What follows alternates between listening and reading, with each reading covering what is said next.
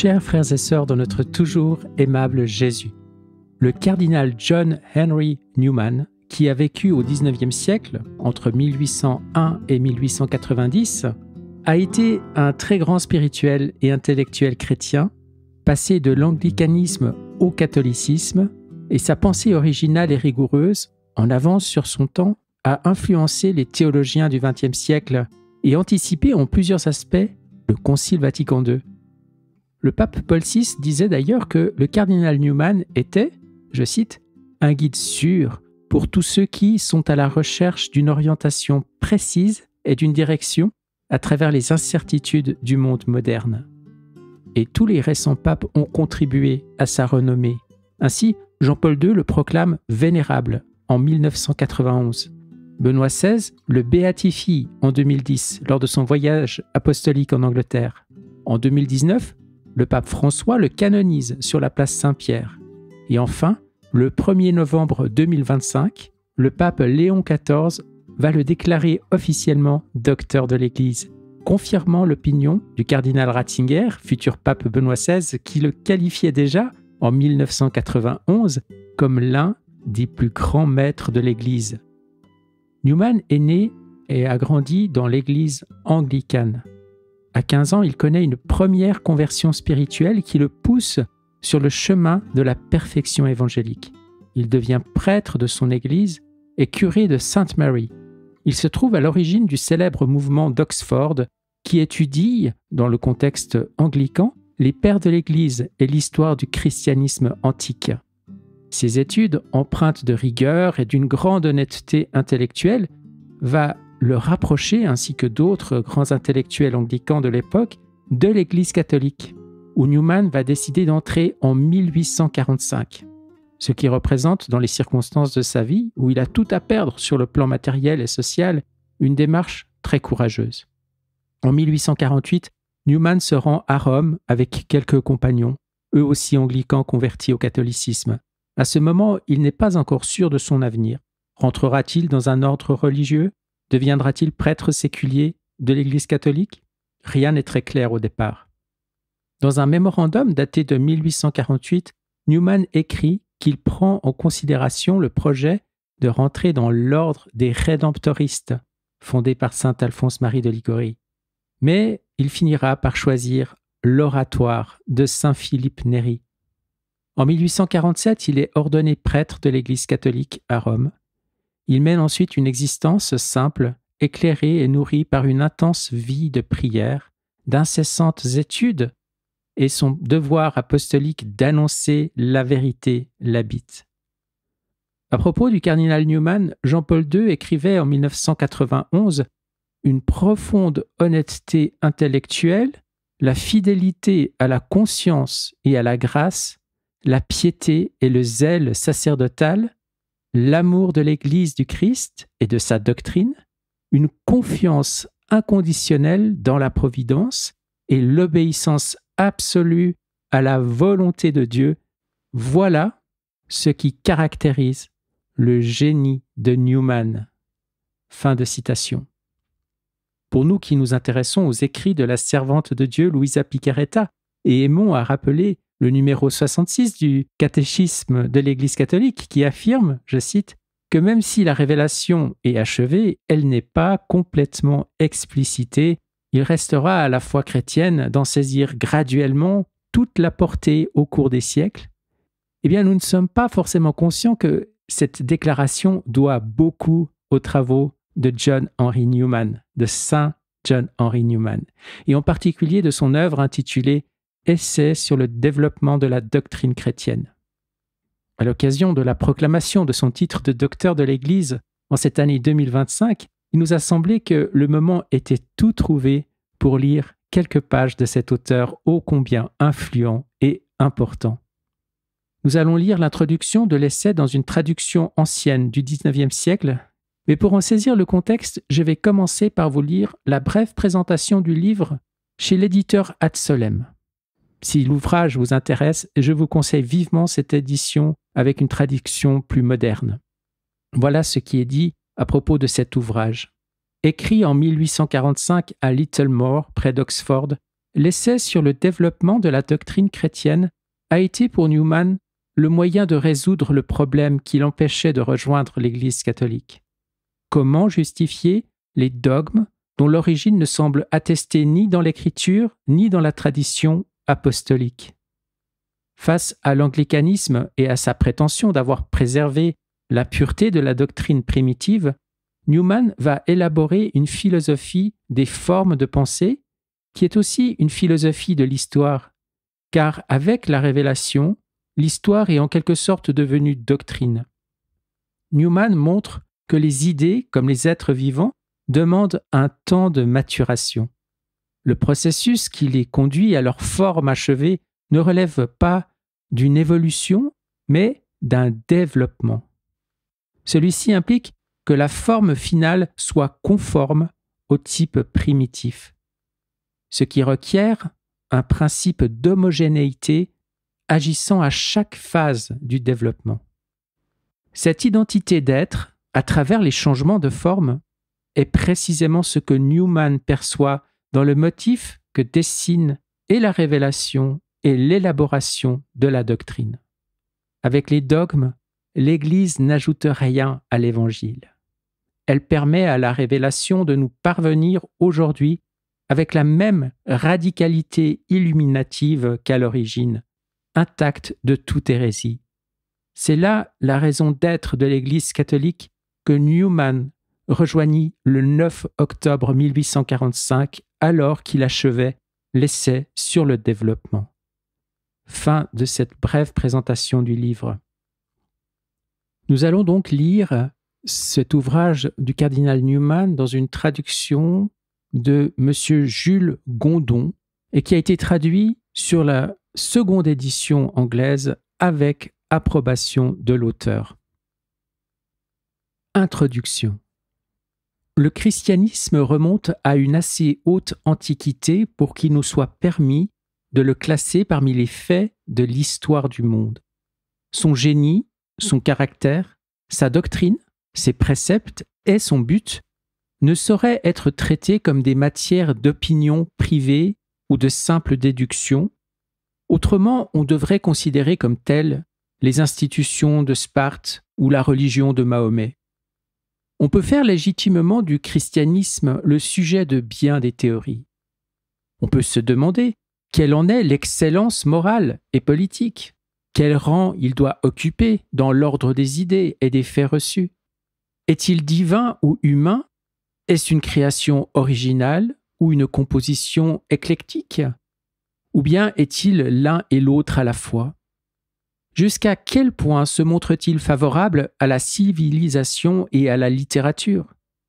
Enfin, le christianisme est-il la religion de tous les temps ou seulement celle qui convient à un état particulier de la société? Ce sont là des questions posées sur le christianisme considéré comme fait ou des explications données de ce fait. Elles sont des opinions qu'on peut discuter, mais c'est à un fait avéré qu'elles ont rapport.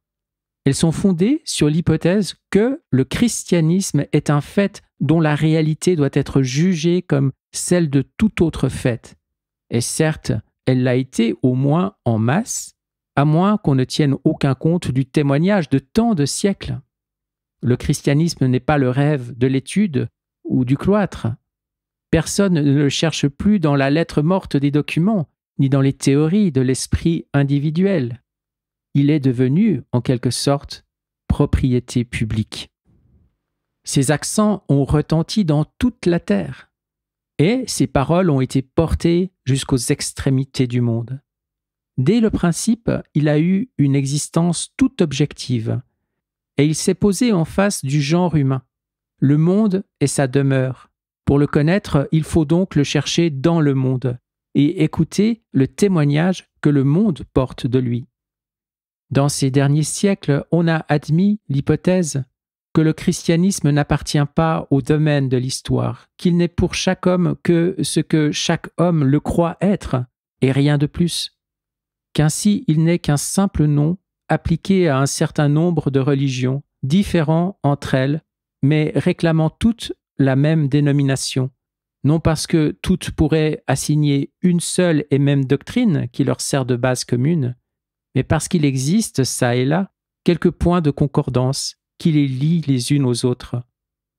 On a encore soutenu, au moins implicitement, que toutes les sectes actuelles du christianisme sont dans l'erreur, parce qu'aucune d'elles ne le représente tel qu'il fut enseigné par Jésus-Christ et ses apôtres.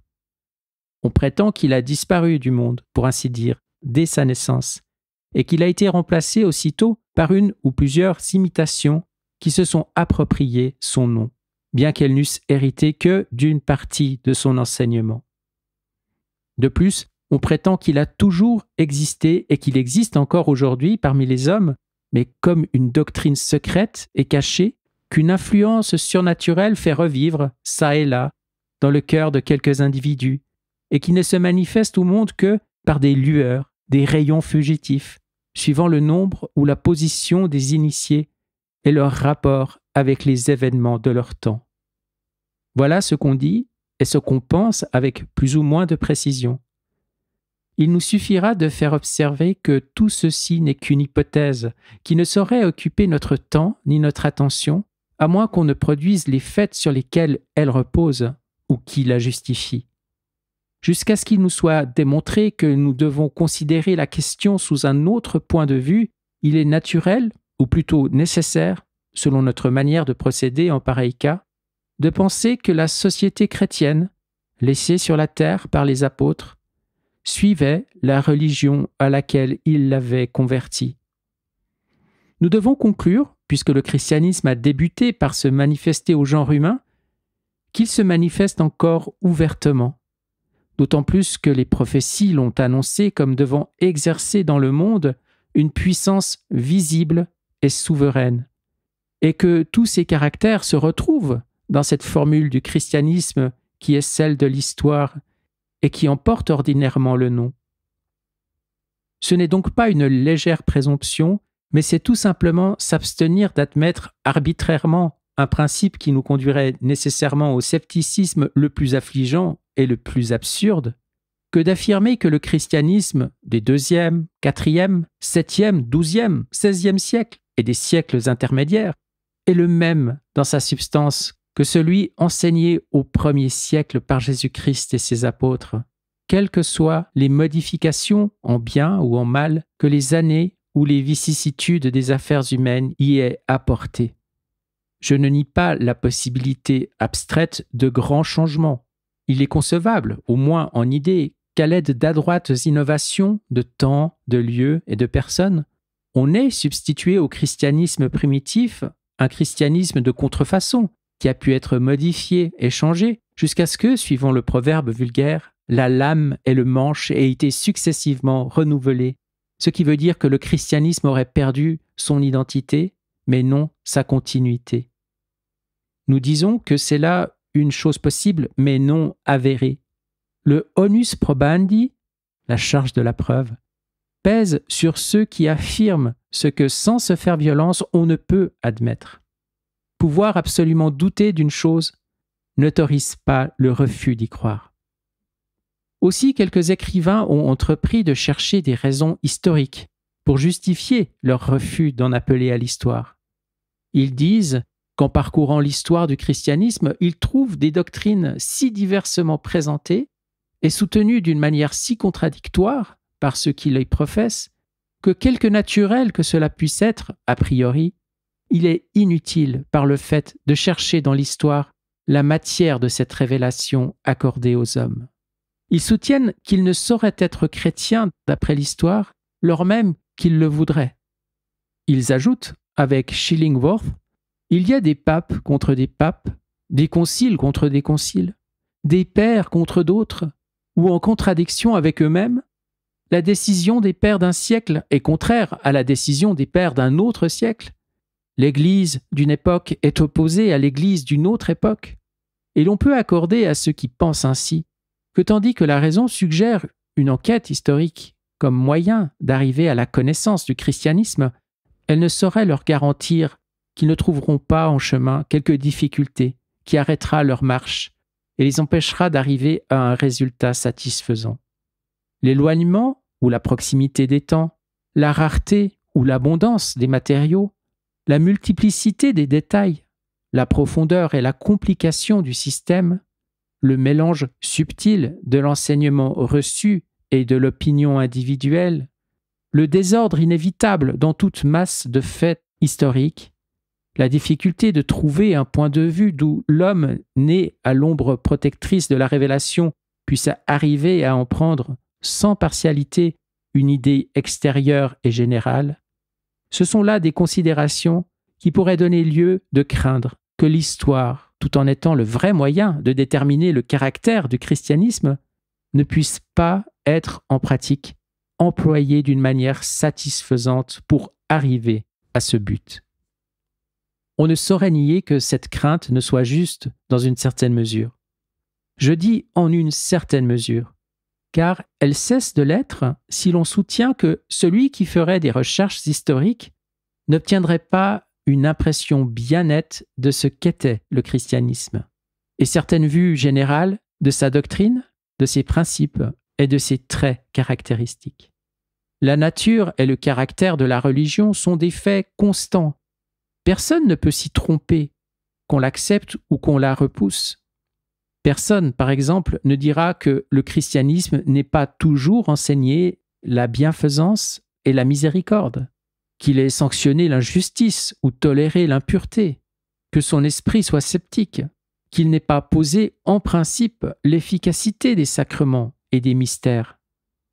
Des traits qu'on ne saurait méconnaître se dressent hardiment devant nous lorsque nous consultons les monuments du passé pour chercher ce qu'ils peuvent nous donner. Ils peuvent être quelquefois obscurs, incomplets peut-être, mais ils sont positifs.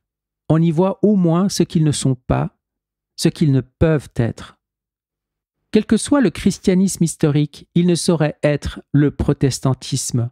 S'il y eut jamais une vérité incontestable, c'est certainement celle-là. D'ailleurs, le protestantisme l'a toujours senti. Je ne dis pas que chaque écrivain protestant l'ait senti, car ce fut d'abord une sorte de mode, au moins comme argument de rhétorique contre Rome, d'en appeler au siècle passé, au moins à quelques-uns. Mais le protestantisme considéré comme un tout, le comprend et l'a compris. On le voit dans la détermination à laquelle nous avons fait allusion de mettre de côté tout christianisme historique et d'en former un nouveau tiré de la Bible seule. Les hommes n'auraient jamais abandonné l'histoire si elle ne leur eût fait défaut. On le voit encore par la négligence où est tombée l'étude de l'histoire ecclésiastique, négligence si grande en Angleterre, même au sein de l'Église anglicane. Notre religion populaire connaît à peine les 12 siècles qui se sont écoulés entre le concile de Nicée et celui de Trente. Si ce n'est qu'elle en tire un ou deux faits pour appuyer ses libres interprétations de certaines prophéties de saint Paul et de saint Jean. C'est bien triste à dire, mais le principal, peut-être le seul écrivain anglais qui ait quelque droit à être considéré comme historien ecclésiastique, c'est l'Impie Gibbon. Le protestantisme allemand, d'un autre côté, a été plus hardi. Il a porté un coup d'œil froid et attentif sur le christianisme de 1800 ans, et il avoue franchement n'y voir qu'une religion humaine, l'incident d'une période de l'humanité. Il le considère comme un syncrétisme d'opinions diverses, s'élevant en temps et lieu et formant entre elles toutes les combinaisons que leur caractère distinctif peut admettre. Il le regarde comme la religion de l'enfance de l'esprit humain, comme un phénomène curieux pour la philosophie. La différence que nous avons dit exister entre le protestantisme et le christianisme historique est vraie, soit que l'on considère celui-ci dans les siècles primitifs ou dans les derniers siècles. Les protestants ne peuvent guère mieux accepter la période qui a précédé le concile de Nicée que celle qui a suivi le concile de Trente. J'ai dit quelque part, relativement à cette circonstance, le protestant doit forcément convenir de cela, car si un système de doctrine comme celui qu'il veut faire prévaloir a jamais existé dans les premiers siècles, il a été emporté comme par un déluge, soudainement et silencieusement, et sans laisser derrière lui la moindre trace. par un déluge venu dans une nuit qui aurait, avant l'aube matinale, submergé, détruit, renversé, enlevé tout ce qu'il eût trouvé dans l'église, de sorte que le lendemain matin, lorsqu'on s'éveilla, la race de ses fidèles n'était plus que cadavres. Oui, ils étaient non seulement morts, mais enterrés, sans une pierre sépulcrale. Les eaux les ont submergés, pas un n'a été sauvé. Ils se sont enfoncés comme du plomb dans l'abîme de la mer. Contraste étrange, en vérité, à la fortune d'Israël, qui est le type de l'Église. Alors l'ennemi fut submergé, et Israël le vit inanimé sur le rivage de la mer.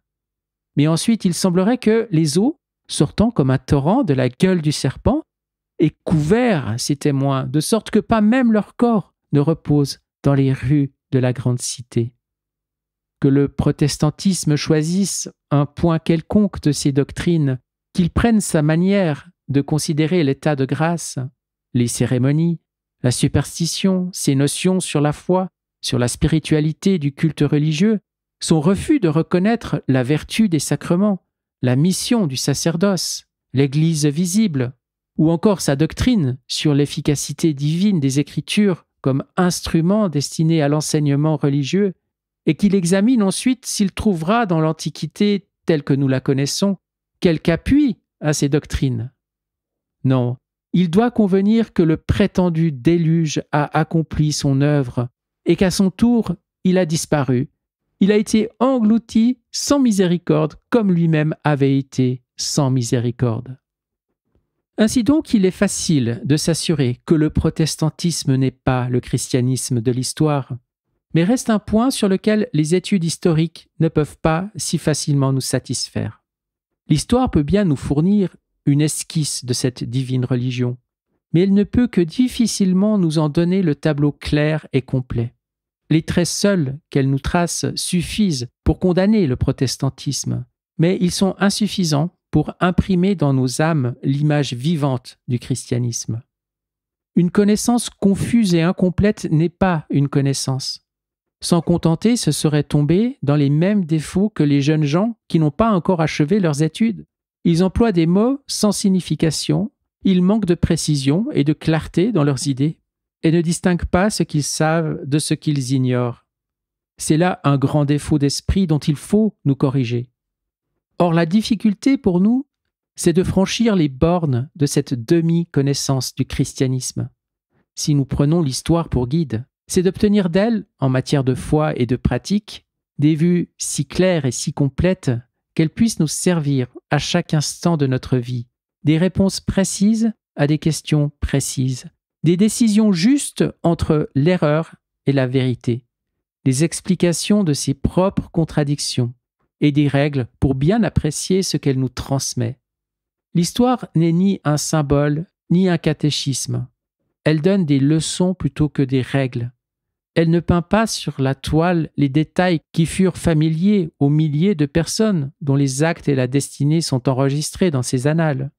Elle est telle de sa nature et l'on ne saurait remédier pleinement à ce défaut. C'est là une vérité dont nous ne voulons pas disconvenir.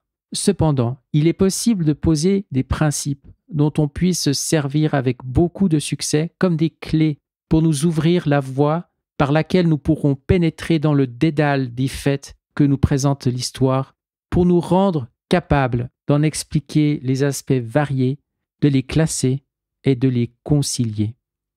Il s'agit donc de trouver une telle clé pour expliquer le témoignage de l'histoire en ce qui regarde la doctrine chrétienne, et l'on s'est imaginé en avoir trouvé une dans le célèbre dictum de Saint Vincent. C'est-à-dire on a cru y trouver une méthode pour donner raison de toutes les variations que nous trouvons dans les témoignages historiques qui concernent le christianisme, pour séparer la doctrine qui fait autorité de ce qui n'est qu'une opinion, pour rejeter ce qui est erroné et combiner et former une théologie. Ce principe, que le christianisme est ce qui a été cru en tout temps, en tout lieu et par tous, semble certainement nous promettre une solution des difficultés, une méthode d'expliquer les faits de l'histoire qui nous rendent capables d'en tirer les conséquences légitimes.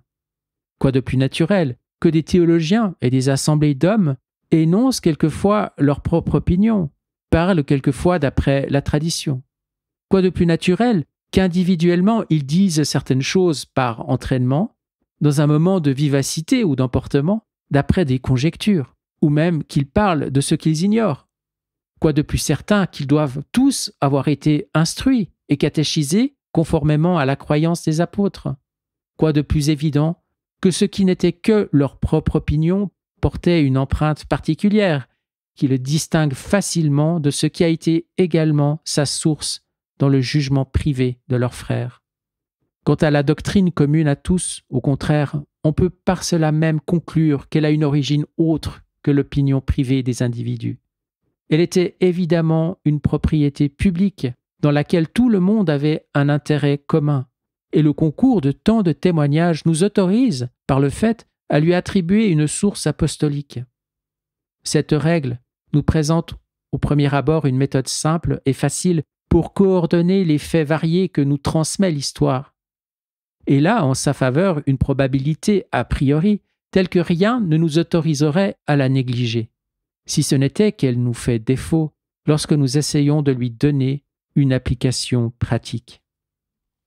Telle est la règle d'interprétation historique suivie par les théologiens de l'école anglaise. Cette interprétation repose sur une imposante vérité. Elle nous offre un principe intelligible et elle a un air de vraisemblance.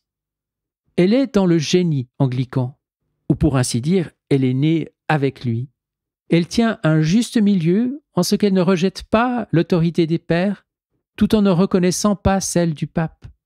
Elle établit une simple règle pour apprécier la valeur de chaque fait historique à mesure qu'il se présente, et en même temps qu'elle élève un boulevard contre Rome, elle livre assaut au protestantisme.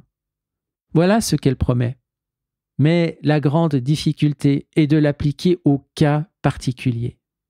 La règle sert mieux à déterminer ce que n'est pas le christianisme qu'à dire ce qu'il est. Elle est sans réplique contre le protestantisme, et en un sens, elle est sans réplique aussi contre Rome, mais alors elle devient, dans le même sens, sans réplique contre l'Angleterre. Elle frappe Rome à travers l'Angleterre. Elle peut être interprétée de l'une de deux manières. Si on la restreint afin de prouver que le symbole de Pie IV est une superfétation pour le catholicisme, elle devient en même temps une objection au symbole d'Athanase. Et si on l'étend assez pour admettre les doctrines conservées par l'Église d'Angleterre, elle cesse d'exclure certaines doctrines de Rome rejetées par cette Église. Elle ne peut à la fois condamner saint Thomas et saint Bernard et défendre saint Athanase et saint Grégoire de Nazianze. Les défauts de cette règle, lorsqu'on vient à en faire une application pratique, ont déjà été sentis par eux-mêmes qui s'en prévalent. Un auteur a dit « La règle de saint Vincent n'a pas un caractère démonstratif ou mathématique, mais un caractère moral. Et pour l'appliquer, il faut un jugement pratique et beaucoup de bon sens. Par exemple, qu'a-t-on voulu dire par « enseigner en tout temps » ? Est-ce que cela signifie dans chaque siècle, dans chaque année ou dans chaque mois ? Est-ce que en tout lieu signifie dans chaque pays ou dans chaque diocèse ? Et par le consentement des pères, nous oblige-t-on à produire le témoignage direct de chacun d'eux ? Combien de pères, combien de lieux, combien d'exemples faut-il pour satisfaire aux exigences de la règle proposée ? Il y a donc, d'après la nature même de l'épreuve, une condition qui ne sera jamais remplie d'une manière aussi satisfaisante qu'on eût pu le désirer. Cette règle admet une application plus ou moins sévère, et quant au degré de sévérité que l'on doit exiger dans telle et telle circonstance, on se décidera par les mêmes principes qui nous guident dans la conduite de la vie, qui nous déterminent dans les affaires politiques, le commerce, la guerre, principes qui nous conduisent à accepter la révélation, bien que nous ne puissions nous appuyer que sur des probabilités, comme ils nous conduisent à croire à l'existence d'un créateur intelligent, bien que nous ne puissions nous appuyer que sur des arguments qui nous donnent non pas une démonstration mathématique, mais une certitude morale. Telles étaient les concessions faites par l'écrivain. Puis, il ajoutait « Ce caractère de la règle de saint Vincent la recommandera aux disciples de l'école de Butler. Il y a une petite note. Butler, évêque de Durham, auteur d'une défense du christianisme qui a eu une grande influence à Oxford. Afin de rendre ce passage intelligible, nous donnons une analyse de l'argument de Butler. Il montre que les mêmes difficultés dont les incrédules se prévalent pour rejeter le christianisme peuvent se faire aussi contre la religion naturelle. Et par conséquent, ceux qui refusent de croire à la révélation à cause de ces difficultés devraient, s'ils veulent être conséquents, devenir athées. Il expose aussi la grande analogie qui existe entre l'ordre de la nature et l'ordre de la grâce, comme il est compris par les chrétiens, et en tire la conclusion qu'ils ont également Dieu pour auteur. Fin de cette note du traducteur. Je reprends. Ce caractère de la règle de Saint Vincent la recommandera aux disciples de l'école de Butler parce qu'elle s'accorde avec l'analogie de la nature. Mais elle offre une véritable échappatoire à ceux qui ne veulent pas se laisser convaincre. Échappatoire dont les protestants et les catholiques ne sont pas peu empressés de profiter. Tel est le langage des controversistes, qui sont plus occupés d'attaquer les autres que de se défendre eux-mêmes. Mais de semblables expédients ne sont-ils pas nécessaires pour la théologie anglicane? Le même auteur dit, ailleurs, « Il y a une doctrine qu'on ne peut attribuer au Saint-Père avec la plus légère vraisemblance, qui n'a pas le moindre titre à être mise au nombre des vérités catholiques. C'est celle que Saint Pierre et ses successeurs furent et sont évêques universels, que toute la chrétienté est leur diocèse, dans le sens que les mêmes pouvoirs n'appartenaient pas aux autres apôtres et n'appartiennent pas actuellement aux autres évêques. » Cela est très vrai. S'il est nécessaire pour qu'une doctrine soit regardée comme catholique, qu'elle soit formellement énoncée par les pères, d'une manière générale, depuis le premier d'entre eux. Mais alors, d'après cette manière de procéder, la doctrine de la succession apostolique dans l'ordre épiscopal n'a pas la moindre prétention à être une vérité catholique. L'écrivain sentait la difficulté où son école se trouvait placée, et il a essayé de la surmonter en la niant. Il voulut soutenir que les doctrines sacrées, admises par l'Église d'Angleterre dans ses articles, ont été enseignées dans les temps primitifs avec une clarté que ne saurait revendiquer l'Église romaine en faveur des doctrines qui la caractérisent.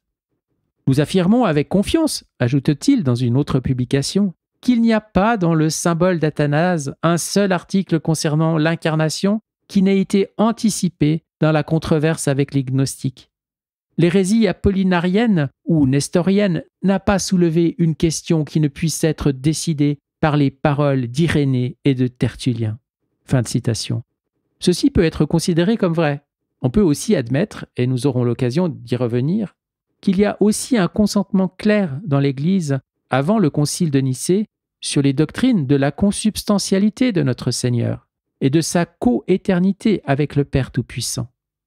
Nous admettons que toutes les doctrines relatives à notre Seigneur ont été entièrement et uniformément professées par la primitive Église, quoique non ratifiées formellement en concile.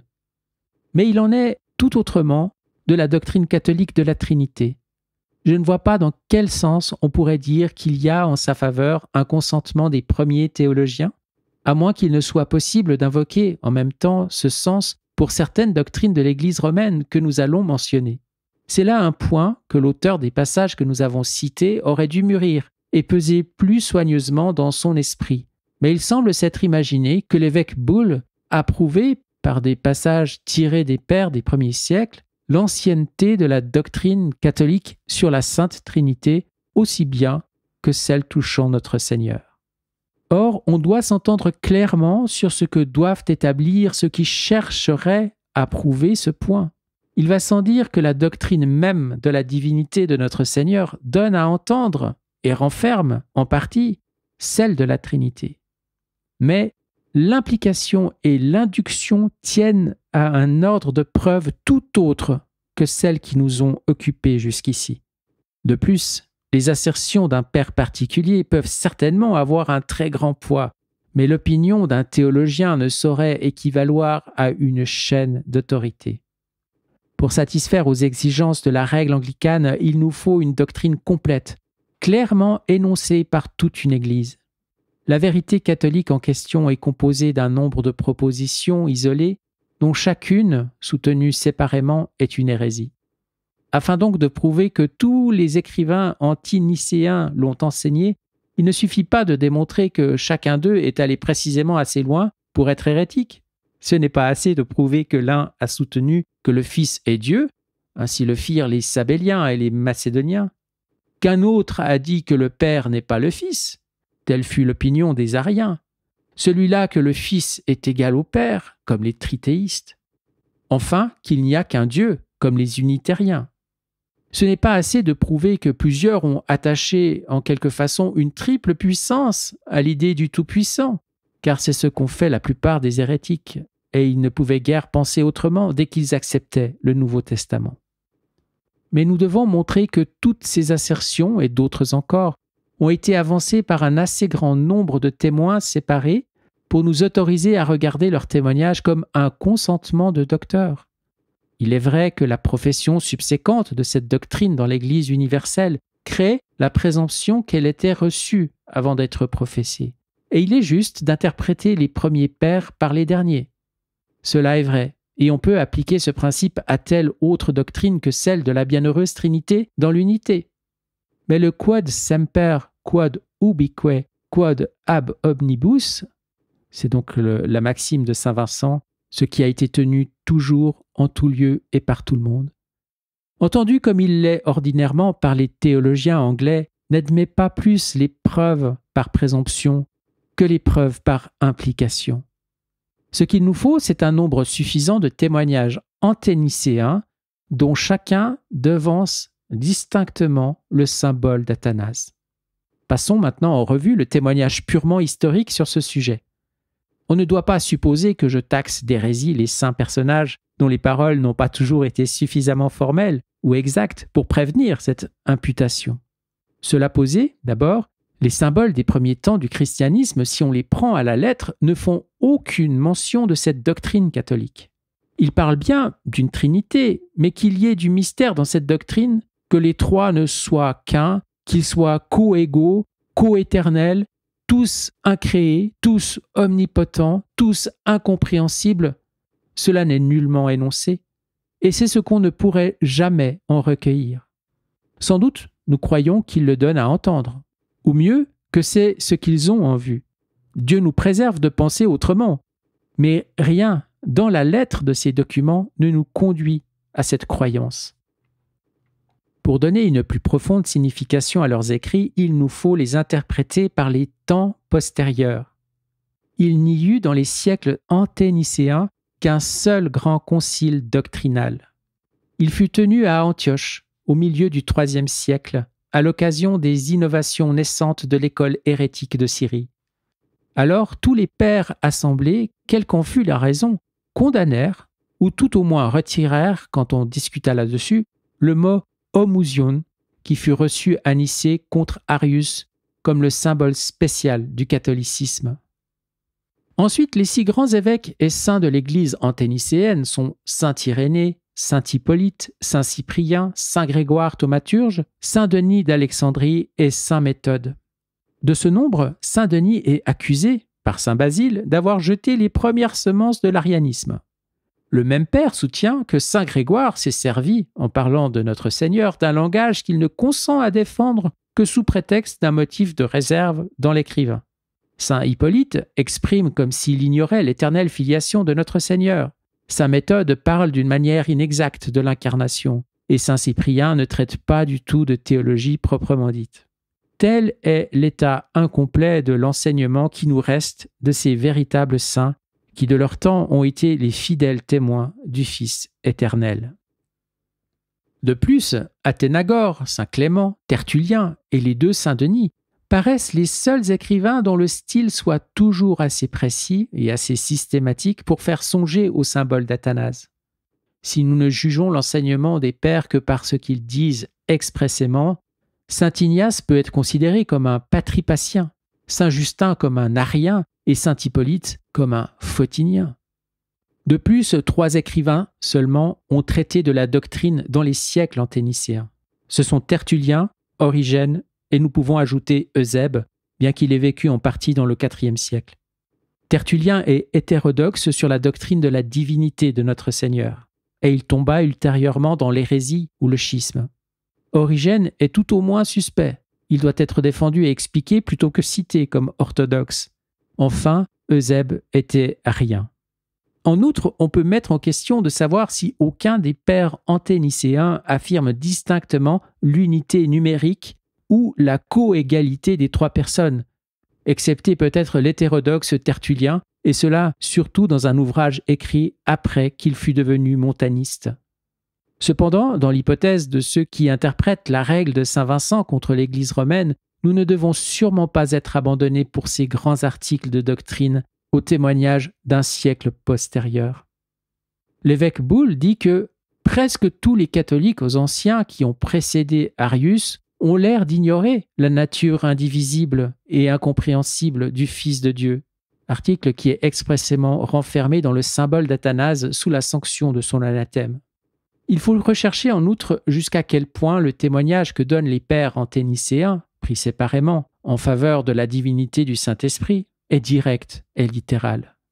Nous ferons seulement observer que saint Basile, au IVe siècle, voyant qu'il serait mis hors de l'Église par les Ariens, s'il appelait distinctement du nom de Dieu la troisième personne de la Sainte Trinité, s'abstint soigneusement de le faire, dans une occasion où ses ennemis cherchaient à le surprendre.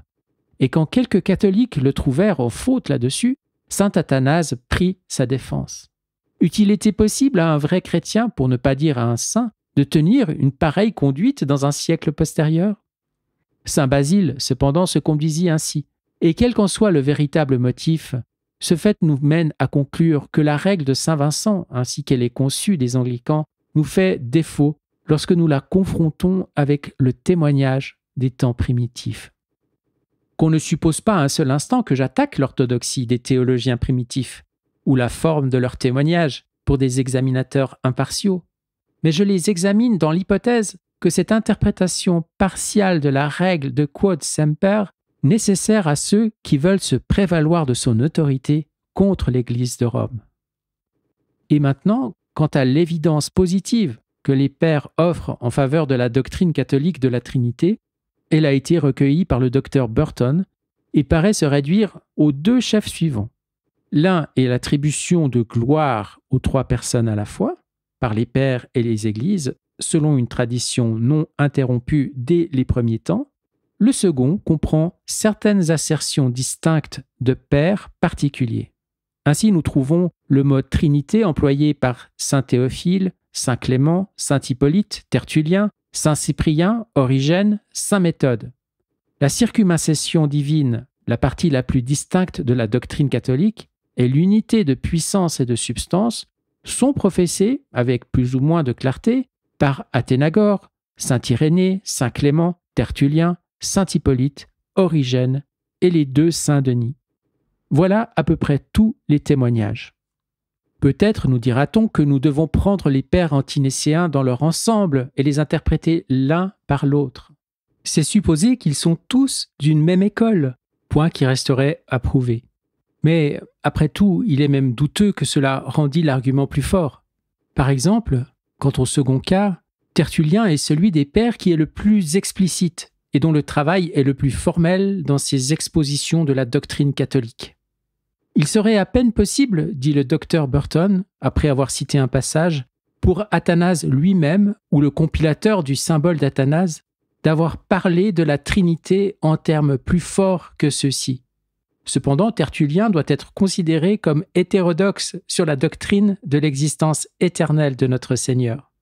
Si donc nous devons juger des autres pères par Tertullien, nous serons amenés à tirer cette conséquence qu'on aurait tort de conclure que, parce qu'un père est orthodoxe sur un point, il l'est sur un autre, quoique ces deux points s'entraînent nécessairement l'un l'autre.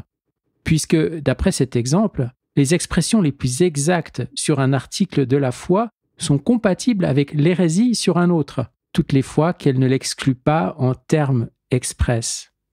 Et de plus, quant à l'argument tiré des doxologies, il ne faut pas oublier qu'un des passages de saint Julien martyr renferme le culte des anges.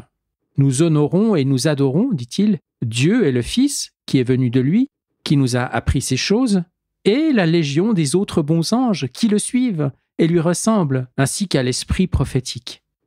un unitérien arguerait de ce passage que la gloire et le culte rendu à notre Seigneur par la primitive Église n'étaient pas plus définis que celui que saint Justin était prêt à concéder aux créatures.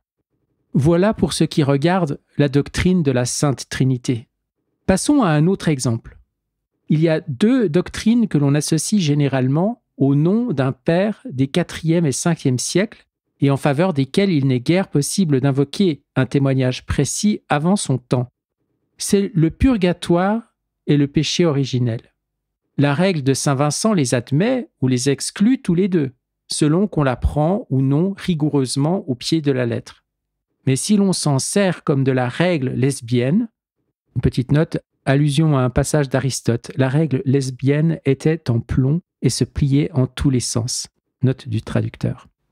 Mais si l'on s'en sert comme de la règle lesbienne, alors naturellement, on peut lui faire admettre le péché originel et exclure le purgatoire. D'un côté, la notion de souffrance, d'épreuve, de châtiment après cette vie, pour les fidèles trépassés et autres formes vagues de la doctrine du purgatoire, ont presque un consentement en leur faveur dans les 4 premiers siècles de l'Église, quoique quelques pères aient établi cette doctrine plus ouvertement et avec plus de précision que d'autres. C'est, autant qu'on peut s'en rapporter aux mots, la confession de saint Clément d'Alexandrie, de Tertullien, de saint Perpétue, de saint Cyprien, d'Origène, de Lactance, de saint Hilaire, de saint Cyril de Jérusalem, de saint Ambroise, de saint Basile, de saint Grégoire de Nazianze et de Nice, de saint Chrysostome, de saint Jérôme, de saint Paulin et de saint Augustin. Et d'un autre côté, les pères sont d'accord, depuis le premier d'entre eux, sur cette question que l'espèce humaine s'est ressentie plus ou moins des effets du péché d'Adam. Mais si ensuite nous considérons plus attentivement ces deux doctrines, celle enseignant qu'entre la mort et le jugement il y a un temps ou état de châtiment, et celle qui nous apprend que tous les hommes, descendant naturellement d'Adam, déchus, naissent en conséquence dépouillés de leur droiture originelle, nous trouvons d'une part dans Tertullien, sainte Perpétue, saint Cyril, saint Hilaire, saint Jérôme, saint Grégoire de Nice, à en juger d'après leurs paroles, des témoignages précis en faveur de la doctrine du purgatoire, tandis que personne ne soutiendra qu'il y ait un concours aussi puissant d'autorité à l'appui de la doctrine du péché originel, quoiqu'il soit difficile de rien statuer positivement sur l'enseignement des pères qui en ont traité, sans entrer à ce sujet dans une discussion. Sur la question du purgatoire, il y avait, pour parler d'une manière générale, 2 écoles. L'école grecque, qui admettait une épreuve du feu par laquelle tous les hommes devaient passer au dernier jour, et l'école d'Afrique, se rapprochant davantage de la doctrine actuelle de l'Église romaine. De même, les Grecs et les Africains, ou Latins, différaient aussi dans leur vue sur le péché originel. On connaît bien sur la croyance des Grecs le jugement de Hooker, quoiqu'ils ne doivent pas être pris à la lettre. Je cite, « L'hérésie du libre arbitre était une meule au cou des Pélagiens.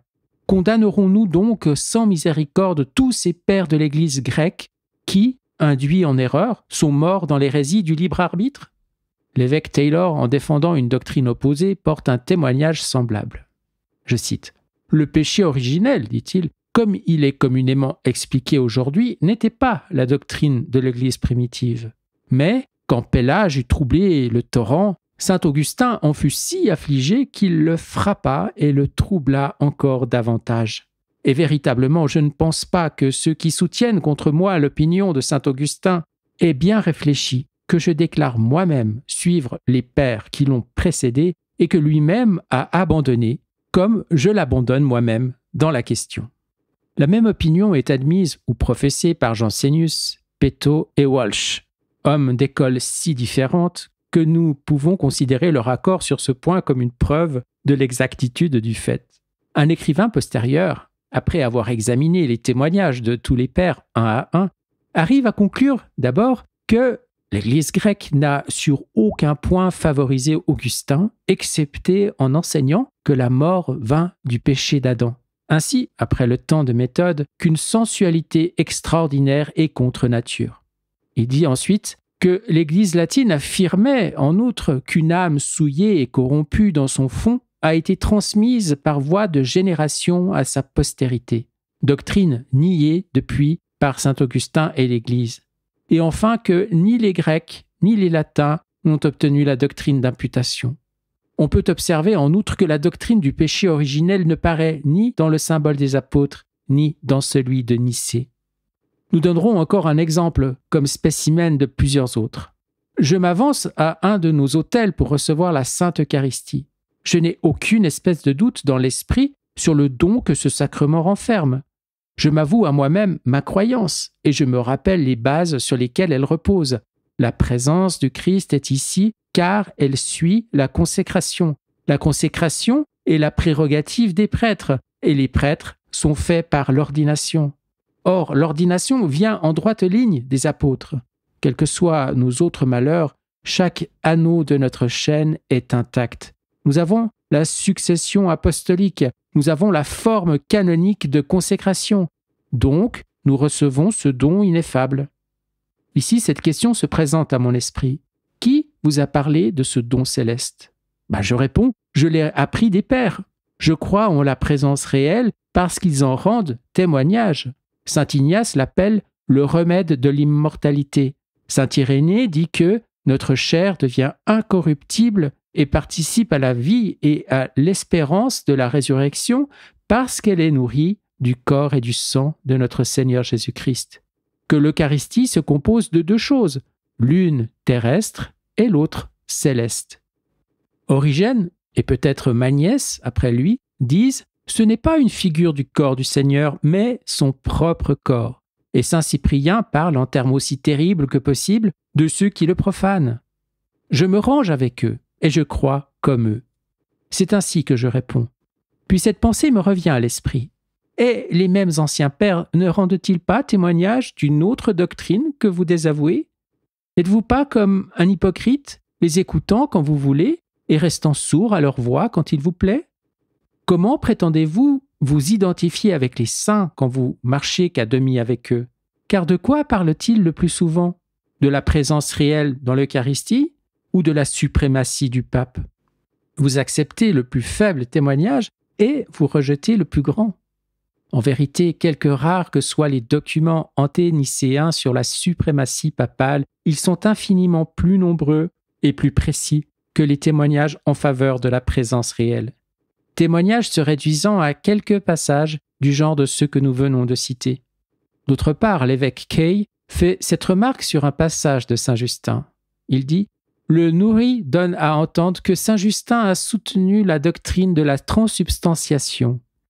À mon avis, c'est bien plutôt celle de la consubstantiation, puisque saint Justin appelle les espèces consacrées pain et vin, tout en disant qu'elles ne sont pas un pain et un vin ordinaires. Nous pouvons donc en conclure que quand il les nomme corps et sang du Christ, il parle d'une manière figurée. Saint Clément, observe le même auteur, dit que l'Écriture appelle le vin un symbole mystique du sacré sang. Saint Clément donne diverses interprétations aux paroles de Jésus-Christ dans l'Évangile, selon saint Jean, au chapitre 6, lorsqu'il parle de sa chair et de son sang. Mais dans aucun cas il ne les interprète littéralement. Son sentiment paraît avoir été qu'en participant au pain et au vin dans l'Eucharistie, l'âme du fidèle est unie à l'Esprit Saint et que par cette union, le principe de l'immortalité est incorporé à sa chair. Il a été suggéré par quelques auteurs, dit Wetterland, que Tertullien a compris que dans le passage de saint Jean, il n'est question que de la foi, de la doctrine ou d'action spirituelle. D'autres le nient fortement. Après avoir cité le passage en question, il ajoute « Tout ce que l'on peut justement recueillir de ce passage confus, c'est que Tertullien a appliqué au verbe le pain de vie dont parle saint Jean, en le faisant quelquefois verbal, quelquefois substantiel, brouillant les idées de la manière la plus perplexe, de sorte qu'on ne saurait s'en faire une autorité précise pour expliquer saint Jean comme s'il parlait de doctrine. Tout ce qu'il y a de certain, c'est qu'il suppose que le Verbe s'est fait chair et que le Verbe incarné est le pain céleste dont il est parlé dans ce chapitre. L'observation générale d'Origène relativement à ce chapitre est qu'on ne doit pas le comprendre littéralement, mais d'une manière figurée. De plus, il est assez clair que Zeb a suivi Origène dans cette question et que tous ont adopté la même interprétation allégorique ou mystique. Mais je ne saurais dire si c'est d'une manière uniforme et constante. Je ne citerai plus qu'un témoignage incident qui nous a été fourni récemment. Un sermon mémorable a été publié sur ce sujet. En note, c'est écrit le mémorable sermon du docteur Pusey sur l'Eucharistie, à la suite duquel la prédication lui fut interdite pour 2 ans. Un sermon mémorable a été publié sur ce sujet et nous voyons dans 140 passages tirés des pères qui figurent dans les notes, non comme preuve formelle, mais comme pièce à l'appui, que 15 seulement sont tirés des écrivains anténicéens. Cette circonstance peut donner la mesure de l'appui que la doctrine anglicane de l'Eucharistie trouve dans la période antérieure au concile de Nicée et dans les temps postérieurs. Les témoignages anténicéens qu'on peut invoquer en faveur de l'autorité du Saint-Siège ne craindront aucune comparaison avec de telles preuves. Quelque faibles qu'ils soient séparément, ils sont du moins variés et tirés de siècles et de pays différents. Ils s'appuient l'un sur l'autre et forment ensemble un corps de preuves imposantes. Ainsi, saint Clément écrit, au nom de l'Église de Rome, une lettre aux Corinthiens quand il n'avait pas d'évêque. Saint Ignace d'Antioche s'adresse à l'Église de Rome et à elle seule entre toutes les églises auxquelles il écrit comme à, je cite, « l'Église qui tient le premier rang dans le pays des Romains ». Saint Polycarpe de Smyrne s'en rapporte à l'évêque de Rome sur la question de Pâques. L'hérétique Marcion, excommunié dans le Pont, en appelle à Rome. Soter, évêque de Rome, envoie des aumônes, suivant la coutume de son Église, à toutes les églises de l'Empire et, pour parler selon Eusèbe, il exhortait affectueusement ceux qui venaient à Rome comme un père parle à ses enfants. Les montanistes de Phrygie se rendirent à Rome pour obtenir l'appui de son évêque. Praxéas d'Afrique poursuivit le même but et y réussit pour quelque temps. Saint Victor, évêque de Rome, menace d'excommunier les églises d'Asie. Saint Irénée parle de l'église de Rome comme la plus grande église, la plus ancienne, la plus illustre, fondée et établie par saint Pierre et saint Paul. Il en appelle à sa tradition, non pas en opposition, mais de préférence à celle des autres églises, et il déclare que, dans cette église, toutes les églises, c'est-à-dire les fidèles de tous les pays, doivent se concentrer ou s'accorder entre eux propter potiorem principalitatem. Bienheureuse Église, dit Tertullien, où les apôtres ont répandu avec leur sang toute leur doctrine. Les prêtres de Saint-Denis, évêque d'Alexandrie, se plaignirent de ces doctrines à Saint-Denis de Rome. Celui-ci lui fit des remontrances et l'accusé s'expliqua avec lui. L'empereur Aurélien laisse aux évêques d'Italie et de Rome à décider si Paul le Samosate serait ou non dépossédé du palais épiscopal d'Antioche. Saint Cyprien parle de Rome comme « siège de Saint-Pierre » et la principale église d'où est venue l'unité du sacerdoce, dont la foi a été accréditée par les apôtres et auprès de laquelle l'incrédulité n'a point accès. Saint Étienne refuse de recevoir la députation de Saint Cyprien et se sépare de plusieurs églises d'Orient. Fortunatus et Félix, déposés par Saint Cyprien, ont recours à Rome. Basilide, déposé en Espagne, en appelle à Rome et met Saint Étienne de son parti.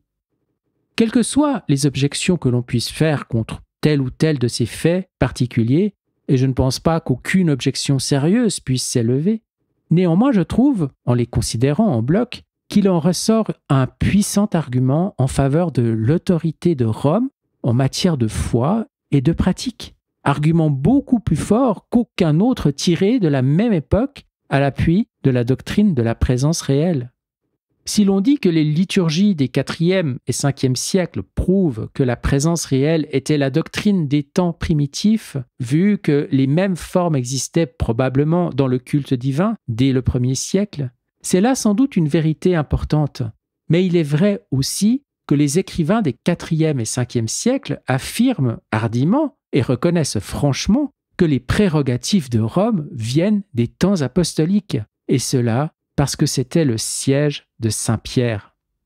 De plus, si la résistance de Saint Cyprien et de Saint Firmilien à l'Église de Rome sur la question du baptême par les hérétiques est invoquée comme argument contre son autorité primitive, ou bien si l'on cite la résistance plus ancienne de Polycrate d'Éphèse, voyons d'abord si toute autorité ne conduit pas nécessairement à la résistance, et examinons ensuite si la propre doctrine de Saint Cyprien n'a pas plus de poids que son action. Demandons-nous enfin s'il n'était pas déjà dans l'erreur, ainsi que Firmilien, sur la principale question controversée. Enfin, il est à considérer, ce qui est le point capital, si l'on ne pourrait pas faire les mêmes objections contre l'ancienneté du dogme de la présence réelle. On pourra par exemple invoquer contre elle les paroles de Tertullien qui expliquent « Ceci est mon corps » par « Ceci est la figure de mon corps ». Et celle d'Origène qui dit que nous buvons le sang du Christ non seulement dans la réception des sacrements, mais aussi en entendant ses discours. Il dit encore « Ce pain que Dieu le Verbe reconnaît comme son corps est la parole qui nourrit les âmes ». Or, ces passages qui admettent une interprétation catholique lorsque la doctrine catholique est une fois prouvée, sont, de prime abord, contraires à cette doctrine. Ce qui précède nous conduit inévitablement à cette conclusion, que quelle que soit la véritable clé pour mettre en harmonie les documents et les faits que nous transmet l'histoire de l'Église primitive, avec ceux que nous présentent les annales de l'Église des temps plus rapprochés, quelque vraie que soit la règle de Saint Vincent, elle peut difficilement nous servir aujourd'hui pour arriver à un résultat satisfaisant. Considérée d'une manière abstraite, cette règle est vraie et l'application pratique en était possible dans les siècles même de Saint Vincent, vu qu'il pouvait presque demander de vive voix aux siècles primitifs leur témoignage. Mais de notre temps, elle ne peut plus toute seule nous servir de guide. La solution qu'elle nous offre ne présente pas moins de difficultés que le problème original. Une seconde hypothèse, plus généralement adoptée, non moins plausible, et qui peut en quelque sorte se concilier avec la première, est celle qui suppose une corruption prématurée du christianisme par des influences extérieures venant de l'Orient, du platonisme ou du polythéisme. Cette hypothèse suffit certainement pour expliquer in abstracto les différences qui peuvent exister entre la doctrine et la pratique, aussi bien que le développement de l'opinion sur des points particuliers. Les recherches que nous allons faire jetteront peut-être quelques lumières sur la valeur de cette hypothèse. En attendant, quelle que soit la hardiesse avec laquelle elle est mise en avant sans être prouvée, quelque large que soit l'application qu'on en fait, elle n'a aucun droit à notre attention jusqu'à ce qu'elle soit exposée systématiquement. Nous ne pouvons la considérer que comme une simple conjecture jetée en l'air, jusqu'à ce que ceux qui l'avancent nous donnent une solution quelconque de certaines grandes questions, jusqu'à ce qu'ils nous aient dit ce qu'est, selon eux, la véritable doctrine chrétienne et ce qu'ils veulent dire par corruption. Une troisième hypothèse émise par les théologiens de l'Église de Rome est ce qu'on appelle disciplina arcani. On y soutient que les doctrines des siècles postérieurs de l'Église étaient réellement connues dès le premier temps, mais qu'elles n'étaient pas publiquement enseignées pour différentes raisons. Ainsi, par exemple, en considération du respect qui leur était dû, de peur que des sujets sacrés ne fussent profanés par les païens. Ensuite, à cause des catéchumènes, pour qu'ils ne fussent pas éblouis ou éloignés par la communication soudaine de toute la vérité révélée. Et d'ailleurs, on ne peut guère nier le fait que, chez les premiers chrétiens, l'on tint certaines choses secrètes. Quant à la forme que prit ce fait comme règle déterminée, elle a pu varier suivant les personnes et les lieux. Que cet usage ait existé comme principe reconnu en ce qui regarde les sacrements semble être admis par tout le monde. Qu'il ait par le fait été pratiqué sous d'autres rapports nous paraît ressortir de la nature même des choses et des écrits des apologistes. Minucius Félix et Arnobe, dans leur controverse avec les païens, semblent nier que les chrétiens de cette époque se servissent d'autels. Cependant, Tertullien parle expressément d'ara dei dans l'Église. Que pouvons-nous dire à cela, si ce n'est que les apologistes nient les autels dans le sens où ils les ridiculisent, ou qu'ils nient que des autels tels que ceux des païens fussent tolérés par les chrétiens. C'est ainsi que Minucius dit qu'il n'y avait point de temple chez les chrétiens, et cependant ils sont distinctement reconnus dans les édits de l'ère de Dioclétien, et l'on sait qu'ils remontent à une époque encore plus reculée. La tendance de tout système dominant, tel que le paganisme des siècles anténicéens, est de forcer ses adversaires de se poser envers lui dans l'attitude la plus hostile. Ils regardent surtout avec soupçon les points mêmes sur lesquels ils sont le plus rapprochés de lui. de peur que par une fausse interprétation, il ne soit identifié avec lui et ensuite absorbé en lui par la force de son autorité. La grande faute que l'on reproche aujourd'hui aux ecclésiastiques anglicans qui désirent conformer leurs pratiques aux rubriques de leur Église et leur doctrine à celle de ces théologiens du XVIIe siècle, c'est que, volontairement ou non, légitimement ou non, mais en fait, ils sanctionnent et encouragent la religion de Rome, où se trouvent des doctrines et des pratiques semblables, mais plus précises et plus influentes. De sorte qu'il est tout au moins inopportun d'entreprendre ce qui sera certainement mal interprété. En d'autres termes, ils sont requis d'exercer une disciplina arcani. Une réserve semblable était inévitable de la part de l'Église catholique dans un temps où les prêtres, les autels, les cérémonies des autres religions autour d'elle étaient consacrés à des superstitions coupables. On aurait certainement eu tort de nier les cérémonies du christianisme, mais on devait les tenir cachées. Et les apologistes ont pu être tentés de nier complètement ce qui aurait dû quelquefois l'être tout au plus dans certaines conditions. Un paganisme idolâtre tendait à réprimer le culte extérieur du christianisme, comme on dit de nos jours que le protestantisme réprime, mais par une autre raison, les manifestations extérieures de la religion catholique romaine. Sous divers rapports, il est donc évident que dans les premiers siècles, certaines parties du système de l'Église furent réservées. Cela explique du reste, en quelque sorte, cette variation apparente et ce développement de doctrine qui nous embarrasse quand nous voulons consulter l'histoire pour avoir une juste idée du christianisme. Cependant, là n'est point la clé de toutes les difficultés, et cela pour une raison évidente. Les variations s'étendent jusque dans un siècle où l'on ne peut plus concevoir que la discipline du secret fût en action. Notre ouvrage a pour but de résoudre la difficulté que nous venons d'exposer. Difficulté qui nous embarrasse lorsque, afin de résoudre la question « qu'est-ce que le christianisme ?» en fait de doctrine et de culte, nous interrogeons le guide qui se présente à nous le plus naturellement, c'est-à-dire l'histoire de 18 siècles. Le point de vue auquel ce livre est écrit a de tout temps, peut-être, été implicitement adopté par les théologiens, et je crois qu'il a été récemment mis en relief par plusieurs écrivains distingués du continent, tels que De Maistre et Müller. Cette théorie, c'est que l'accroissement et l'expansion du symbole et des pratiques du christianisme et les variations qui ont suivi la marche chez les écrivains individuels comme dans des églises sont les conséquences nécessaires de toute philosophie ou de tout système organisé qui s'empare de l'intelligence et du cœur et qui a eu un vaste domaine.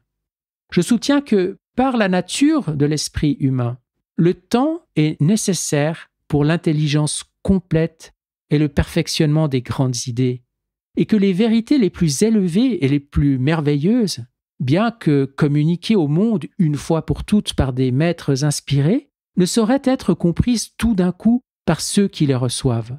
Ce sont des esprits non inspirés qui les reçoivent et les transmettent, et tout s'opère à travers des milieux humains. Elles ont donc demandé du temps et des réflexions profondes pour arriver à leur parfait éclaircissement. C'est ce qu'on peut appeler la théorie des développements. Et avant de l'exposer, nous devons faire 2 observations.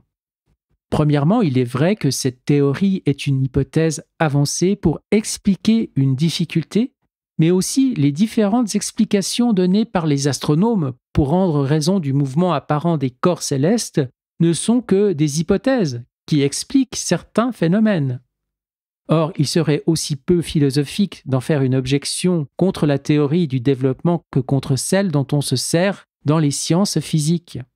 Je dirais plus, car une hypothèse telle que celle-ci n'est pas une simple théorie qu'on invente pour rendre raison de certains phénomènes, mais elle est prouvée par des faits, tout en les expliquant. Elle n'est pas seulement créée parce qu'on a besoin d'une théorie, mais elle est suggérée par la nature même de la chose dont il s'agit. Il n'est pas plus raisonnable de paraître surpris qu'aujourd'hui une théorie soit nécessaire, en admettant, pour faciliter l'argumentation, que la théorie soit nouvelle, que de témoigner un même étonnement pour déprécier la théorie de la gravitation ou la théorie plutonienne en géologie. Sans doute la théorie du secret et celle des développements sont des expédients. Mais il en est ainsi de l'usage anglican de la règle de Saint Vincent. Il en est ainsi de l'art de la grammaire ou de l'usage du quart de cercle. Oui, c'est un expédient qui nous met à même de résoudre ce qui est devenu un problème nécessaire et difficile. Pendant 300 ans, les documents et les faits du christianisme ont été exposés à un examen jaloux. Des œuvres reçues, sans mot dire, ont été jugées fausses et corrompues. On a mis de côté, ou bien on a modifié, certains faits prétendus, jadis acceptés comme principes élémentaires dans l'argumentation. De nouveaux faits et de nouveaux principes ont été mis au jour. Des vues philosophiques et des discussions polémiques de diverses tendances ont été soutenues avec plus ou moins de succès. Non seulement la situation relative des controverses et des théologies a changé, mais je dois dire que l'impiété elle-même est vis-à-vis du christianisme dans une position différente et qui offre de plus grandes espérances. Les faits de la religion révélée, quoique non altérés dans leur substance, présentent un front moins compact et moins bien organisé aux attaques de ses ennemis et permettent de nouvelles conjectures et de nouvelles théories sur ses sources et son principe. L'état des choses n'est pas ce qu'il était, quand on pouvait faire appel aux œuvres supposées de l'Aréopagite ou aux décrétales primitives, ou aux réponses de Saint Denis à Saint Paul, ou à la Cena Domini de Saint Cyprien. Ceux qui attaquent la vérité dogmatique ont pris les devants sur les fidèles de toutes les croyances. La philosophie complète ce que la critique a commencé, et il n'est pas déraisonnable de craindre que nous n'ayons un nouveau monde à conquérir avant que les armes ne soient prêtes pour le combat. Déjà, l'impiété a exposé les vues et les idées sur lesquelles elle base les faits de l'histoire ecclésiastique. Et elle ne manquera pas de considérer l'absence d'une théorie opposée comme un témoignage de la vérité de la sienne. Ce n'est pas la faute de ceux qui adoptent l'hypothèse qui va être émise si elle explique non seulement le symbole d'Athanase, mais encore celui de Pie IV. Personne n'est maître des conséquences de ces principes. Nous ne pouvons diriger notre argument de manière à n'en tirer que ce que nous en voulons, et rien de plus. Un argument est nécessaire, à moins que le christianisme n'abandonne le domaine de l'argumentation, et ceux qui ne seront pas satisfaits de l'explication donnée ici de son phénomène historique sentiront qu'il est de leur devoir d'en fournir eux-mêmes une autre. Comme il n'est pas nécessaire de supposer que nos recherches aient eu leur origine dans le but de défendre la doctrine catholique romaine, on ne doit pas non plus s'imaginer que l'acceptation de cette doctrine soit immédiatement basée sur leurs résultats. Ce serait l'ouvrage de toute une vie que d'appliquer soigneusement la théorie des développements aux écrits des pères et à l'histoire des controverses et des conciles, de manière à ce qu'on pût, par cette théorie, justifier toutes les décisions de Rome. Une telle entreprise peut encore bien moins être l'ouvrage de celui qui, au milieu de sa carrière, recommence sa vie. On pourra cependant, à l'aide d'un essai comme celui-ci, arriver à s'éclairer sur un assez grand nombre des prétendues corruptions de Rome, pour faire de ce résultat une base de confiance en elle sur les questions laissées en dehors de nos recherches. Ainsi s'achève cette introduction du cardinal Newman à son essai sur le développement de la doctrine chrétienne.